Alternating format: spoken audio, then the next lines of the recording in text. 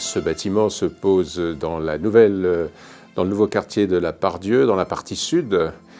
C'est un endroit qui est très bien desservi puisqu'on est très proche donc, de la gare de la Part-Dieu. Et ce que nous avons fait, c'est que nous avons reconçu la totalité donc, de la parcelle et de son emprise foncière, qui par rapport à l'emprise actuelle est diminuée. Le challenge de cette opération, c'était de construire 2 immeubles de bureaux de part et d'autre d'un immeuble existant, qui était années 70, immeuble années 70 qui était très typé. C'est une écriture architecturale qui est très personnelle à l'intérieur du quartier Part-Dieu, et la volonté des élus et de la mission Part-Dieu était que l'on puisse valoriser cet immeuble existant.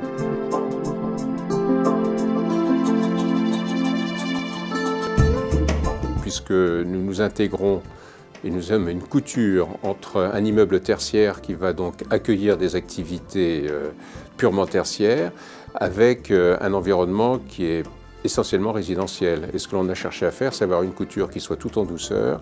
notamment les relations qu'il peut y avoir avec l'îlot environnant, les immeubles voisins, et on a justement, dans la volumétrie que l'on expliquera tout à l'heure, voulu adoucir au maximum cette volumétrie, de façon à ce que le bien-être de vivre dans les immeubles environnants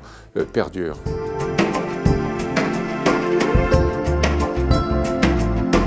La volumétrie se décompose en 2 immeubles. Il y a un immeuble qui est au sud, ouvert directement sur le futur parc, sur les transports en commun, et ensuite, de l'autre côté de l'immeuble existant, il y a un immeuble qui, lui, est plutôt nord et qui s'intègre dans le cœur d'îlot des logements existants. Et donc, le challenge que nous avions à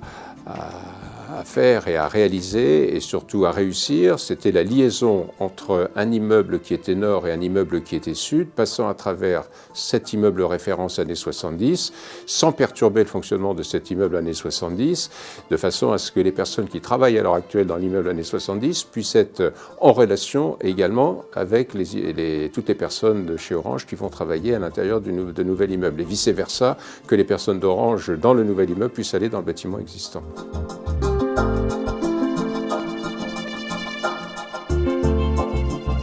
Nous avons répondu à une demande nécessaire de la mission Part-Dieu qui était de respecter le vocabulaire architectural années 70 de la mission Part-Dieu. Dans le travail des matériaux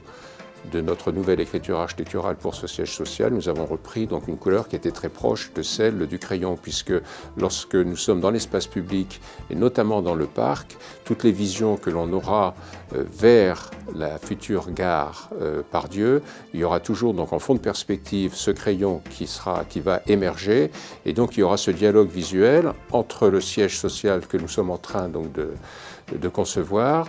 et qui va donc bientôt sortir de terre, et le crayon. Dans la programmation, on a intégré au niveau rez-de-chaussée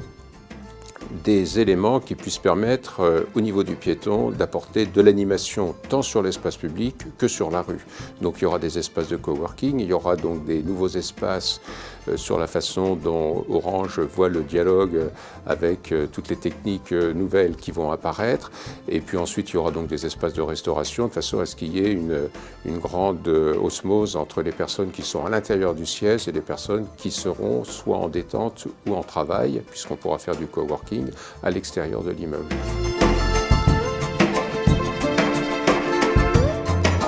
On a une densité qui est assez forte, mais qui visuellement ne se perçoit pas, parce que le concept volumétrique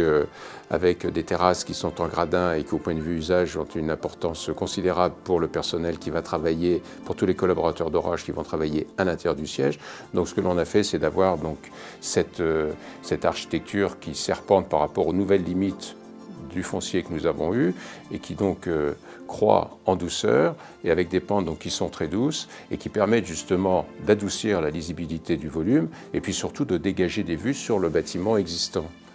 Le bâtiment existant, donc référence années 70.